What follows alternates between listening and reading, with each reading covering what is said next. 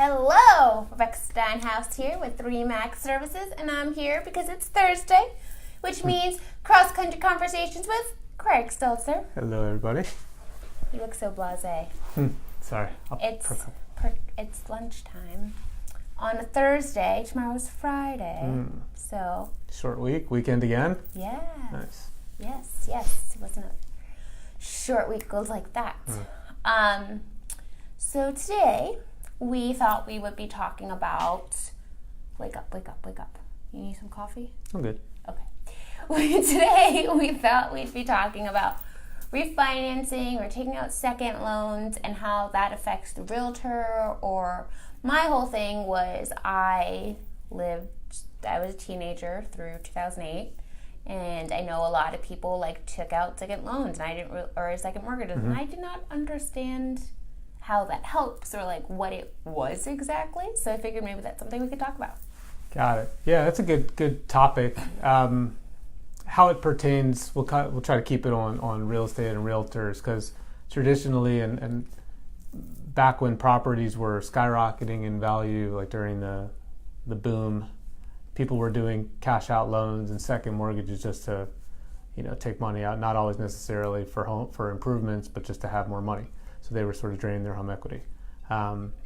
What you read about in the news back then were when values crashed, a lot of the second mortgages defaulted. Right, because people were like, "Oh, I'm buying these shoes; they're so expensive. Right. I'm gonna have to take out another mortgage." Yeah, they were just giving out money left and right. It's changed.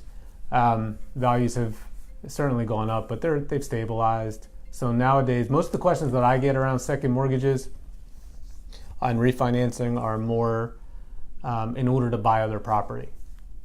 So yes, there's definitely a lot of home improvement projects and products that banks offer. That's not necessarily what comes to me. I mean, sometimes people do refi because they want to make home improvements, but like second mortgages and things like that generally are more bank products than mortgage lenders. We do them in conjunction with first mortgages when people want to buy and maybe not put down as much money. Or the real common one, and I might have spoken about this once before, is when someone wants to buy and they don't want to necessarily have to sell in order to buy. And that's a really common thing because most people, simultaneous closing, sell and buy is really stressful. And if you have options, it's certainly more ideal to not have to sell in order to buy, because then you don't have to sell in the morning, buy in the afternoon, worry about the people buying your house's mortgage. Right? It just takes so much pressure off. So it's one of the big things people ask me about in regards to second mortgages is okay, so I want to buy, I need X amount of dollars, I've got this other house, what do I do? I don't necessarily want to sell in order to buy. And so most of the time, if your house is already on the market, it makes it really hard to get a second mortgage. Most banks and most lenders don't want to make a first or second mortgage if something is on the market already. Right. Because they know they're going to get paid off. And so, So you wouldn't suggest having somebody take out a second mortgage because if their home is already listed, they're not going to be able to. A lot of people will go and get a second mortgage before they list their home. Oh, so that they now have access to that money. Correct. So if you're in that category or you have a client that's maybe in that camp, they would need to do that before they list their property. There's something called bridge loans. You used to hear that was really common a long time ago, not as common now, but they do exist. What are they one more time? So a bridge loan is a loan that goes against the place that you're moving out of in order to buy another house. Okay. So it's an alternative to a second mortgage. Gotcha. A bridge loan actually goes in first lien position. So if you own a house for say $400,000, you can get a bridge loan for 75% of $400,000. So you'd get $300,000 minus whatever. Whatever you owe. I've done it before. Yeah, I use an easy one. I'm the marketing person, not the math person, so just make pretty things. So you would get $300,000 to then go buy another place. Okay, and there's a couple banks that do them still. So if you ever want more information on that, let me know. It's more for people who don't want to get a first mortgage on the new place. So if you have someone that wants to buy another place cash but doesn't have the cash yet without selling, that's a solution, a bridge loan. Okay. So a bridge So loan. a bridge is like connecting the two. Correct. Yeah, it's a bridge into the other property. Right. That's right. Second mortgages, refinancing in order to buy other houses. You can coordinate that. A lot of times we do deals where someone is moving out of a place to become a rental to buy another primary. So sometimes we'll have to refi the place they're moving out of. If maybe they had an FHA loan or a VA loan on there and they weren't able to get another one at the same time and they want to use it, that would be a reason someone would refi. Or maybe they just want more cash, so they'll refi that place, wait a couple months and go buy another house. That happens sometimes. If something's becoming a rental when they move, then oftentimes, I spoke about this one before, with the lease and proof of the money. Yeah, I was going to say, you can use that as... You can use that as income, so that helps too. Future income. So refinancing is actually less desirable if you're going to wind up selling than a second mortgage, because refinancing has much higher closing costs. Interesting. So getting a second mortgage in order to buy another place is far less expensive. Second mortgages in general to do home improvements, maybe to... So when you refi or take out another mortgage, you still have to pay closing costs. Yeah. And they're discounted a little, but you still pay the state of Florida for mortgage taxes and stuff like that.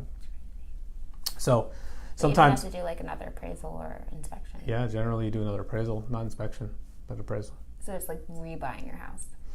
It's a little less expensive than that, but I mean, it's cost prohibitive. Like if you were buying, for example, if you had a $400,000 house, needed a $300,000 loan, but you really only needed because you have a first mortgage in place. Right.